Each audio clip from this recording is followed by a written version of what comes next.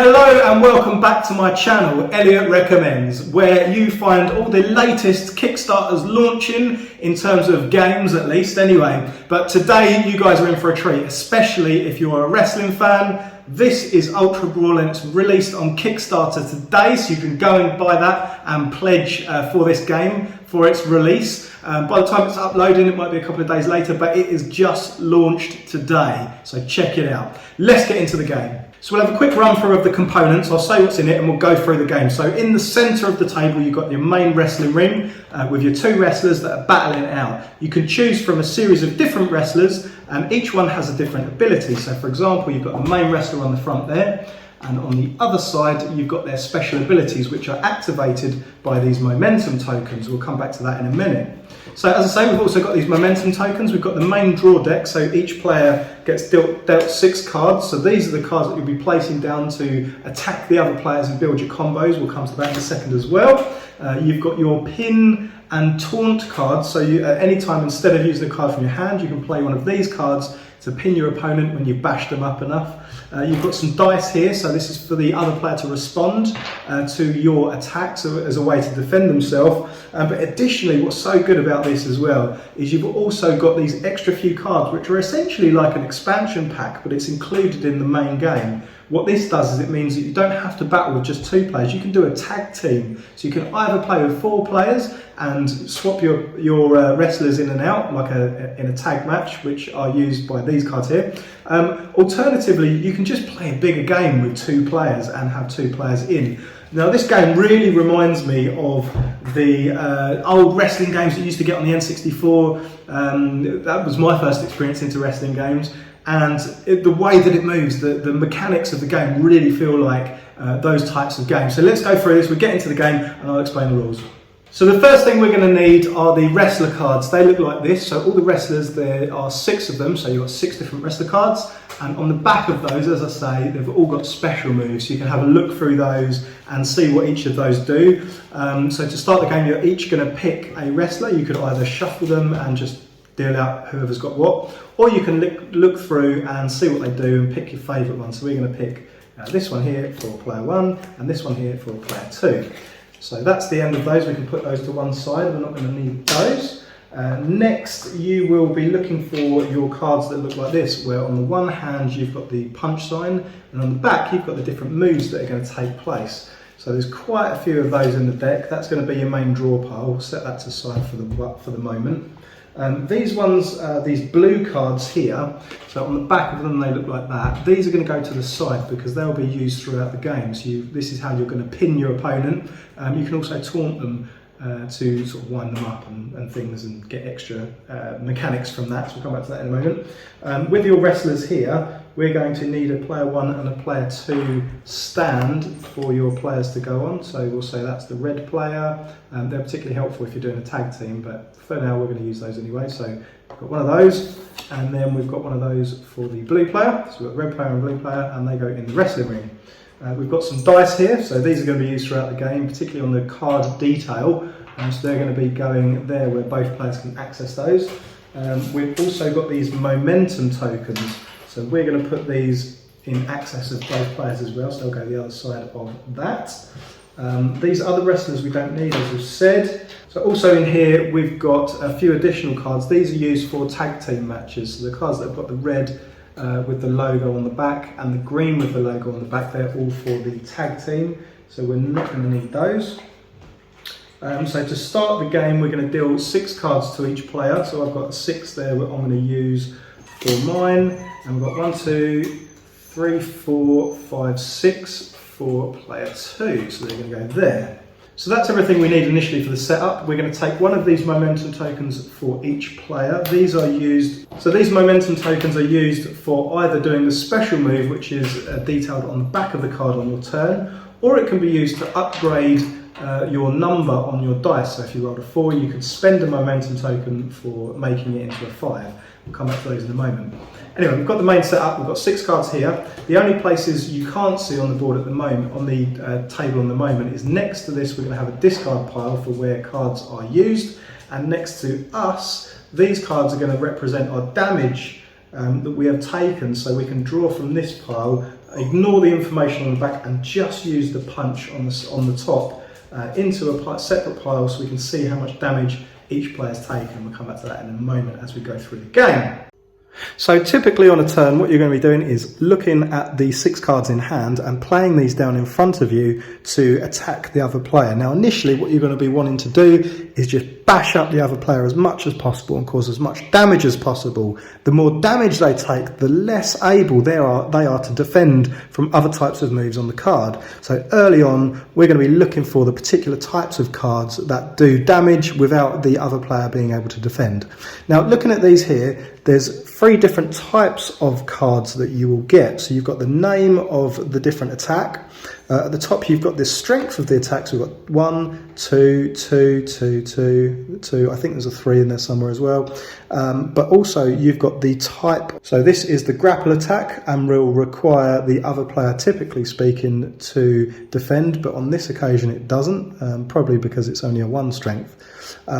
Here we've got like a hit attack, like a punch attack type of card, and here is your move within a ring type card. So the different types of cards that come out and different types of strengths. Now the thing to know when you're putting together a combination of moves, which is typically what you'll do throughout the game, is a 1 dot can't be played next to another 1 dot strength card, because otherwise it'd just be little tit for tat moves and the game won't really progress quite so quick.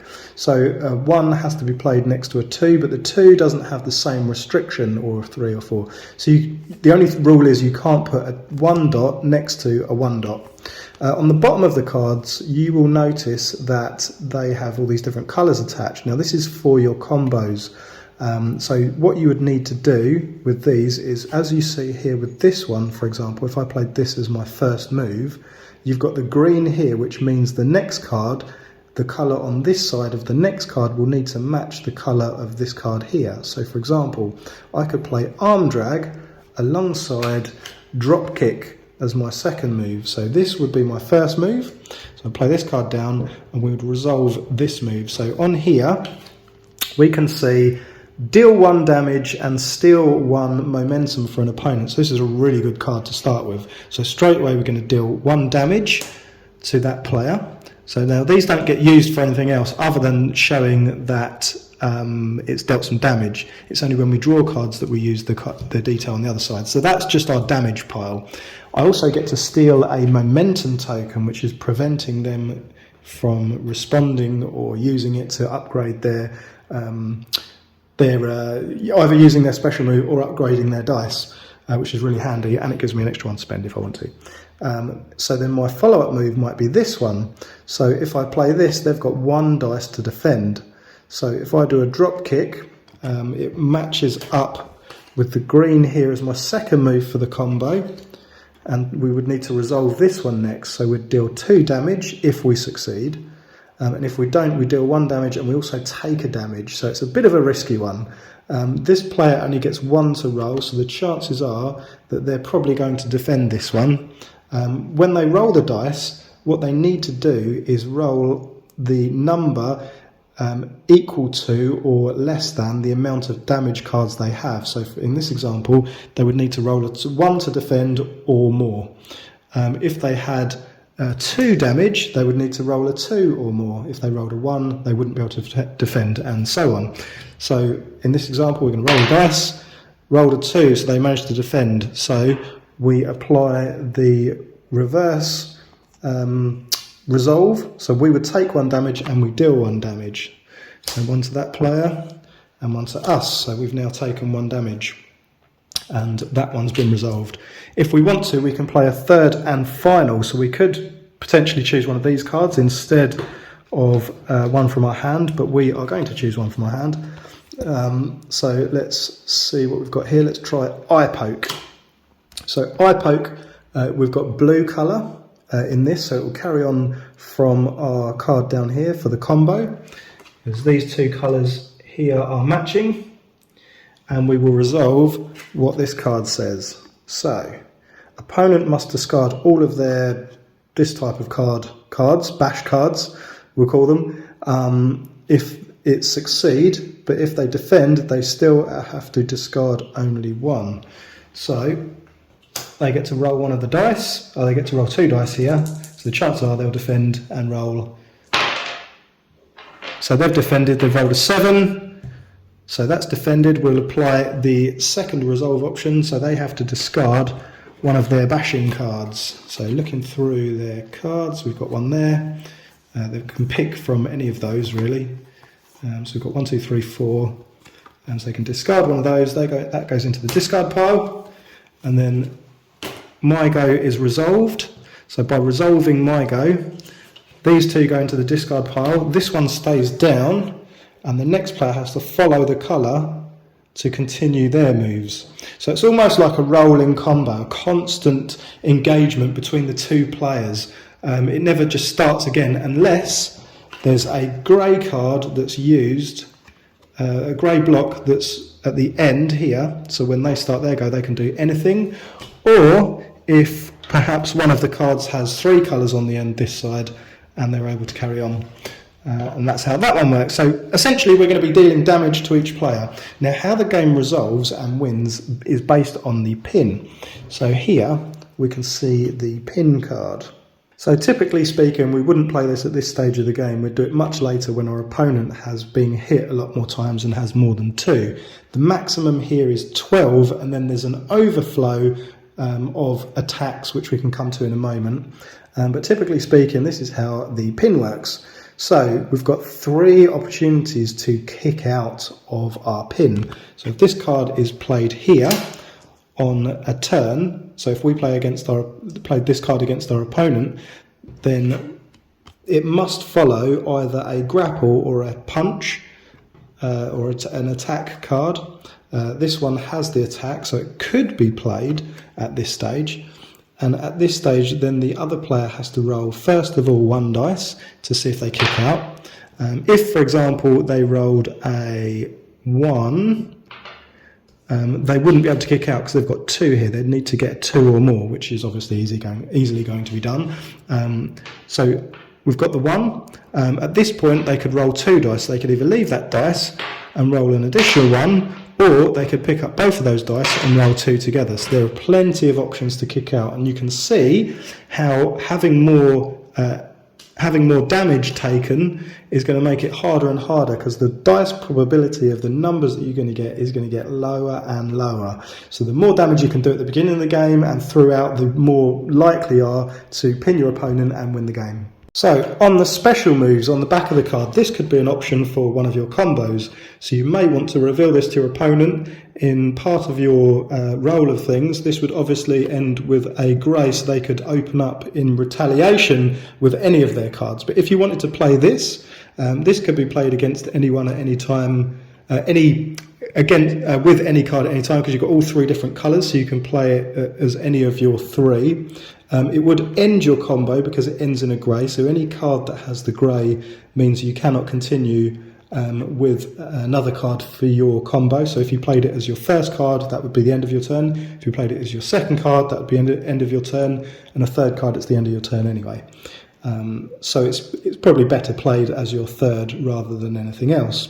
So on here, you would need to spend 3 of your momentum tokens to use this card. Now we've only got 2, so we wouldn't be able to use it, so we would need to build more momentum by things in the deck. Maybe it's stealing momentum, maybe it's just building some from the crowd cheering, things like this. It helps you build momentum. So once we've got 3, we can then resolve this card for a special move. Playing the taunt card is a really easy and simple way to build up your momentum. So if you can't attack, or they're likely to defend and you're not really going to get much from it, or you want to prevent yourself taking damage from one of your cards, you may want to play the taunt card from this position here.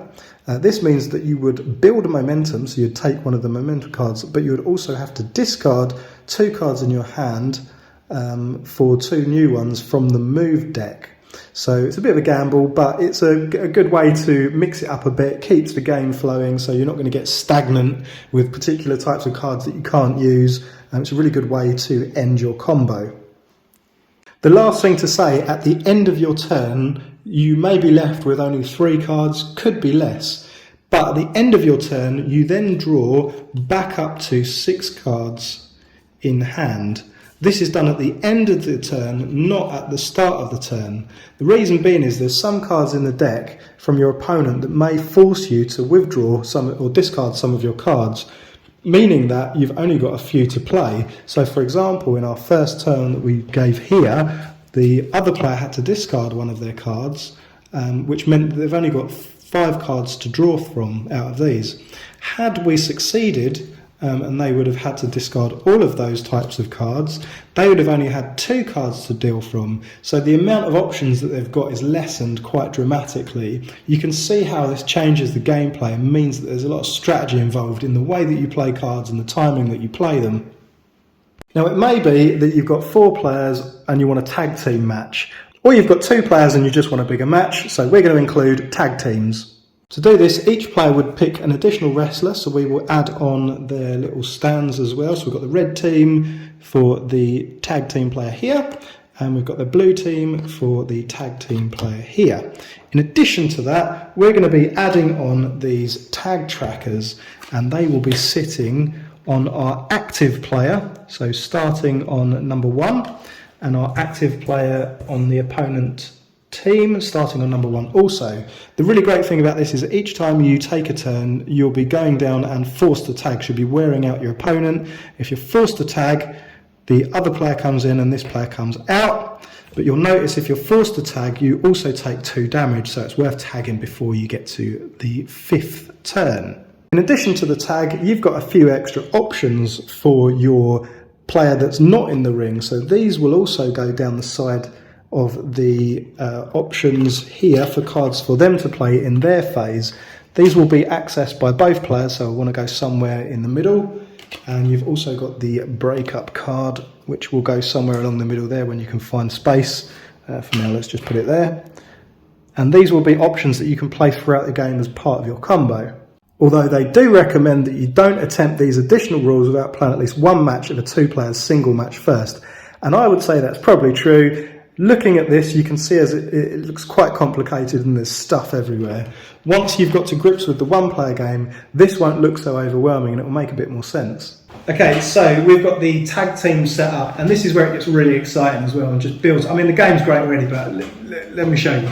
Okay, so we've got these tag team cards as well. Now, the tag can bring in the other player at the end of your turn. So once we've done the original combo moves that I've showed you already, instead of passing to the next player, your inactive player then gets their turn to resolve, and they must play 1 of 3 cards. So they could either play a taunt from the side, they could either play a strategize card from the other side, or they can tag to bring themselves into the game. Now, either your active or inactive player can play this tag card. If your active player plays the tag card, the active player's combo is resolved. So even if they've played 1 card and they play this as their second card for the combo, they can't play a third.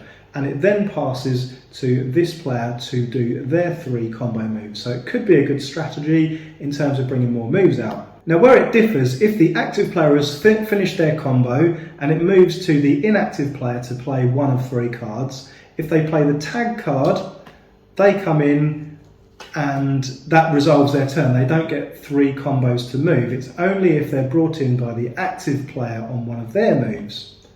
Now, one thing to bear in mind, if the tag card is played, then the opponent player may try to block the tag by rolling the dice to see if he can take his chances in blocking the tag taking place. Okay, so what do I think of the game and why do I think it's right for you? Now, one thing that's really apparent from the outset, and I'm sure you've noticed going through this as we've talked about some of the mechanics, the way that it works, the way the tag teams work, the way that the approach is played to causing damage and defending, it really feels and looks like one of those old N64 games that I mentioned earlier, or when you're watching wrestling, the type of tension that's built up as you do more damage and you get more likelihood to being able to secure a pin, knowing that they can get out of it if they roll the right number. But it just really, the mechanics of it really lends itself to this type of game. Now, typically speaking, I don't personally like games that are just two-player games where you're just battling it out against each other, similar to, say, Magic the Gathering and things like that. They're just not my types of games. That said, I do like Magic, but though you understand those types of games, they're not really for me. But this one, honestly, as a wrestling fan, it just grips you. It really does. I think,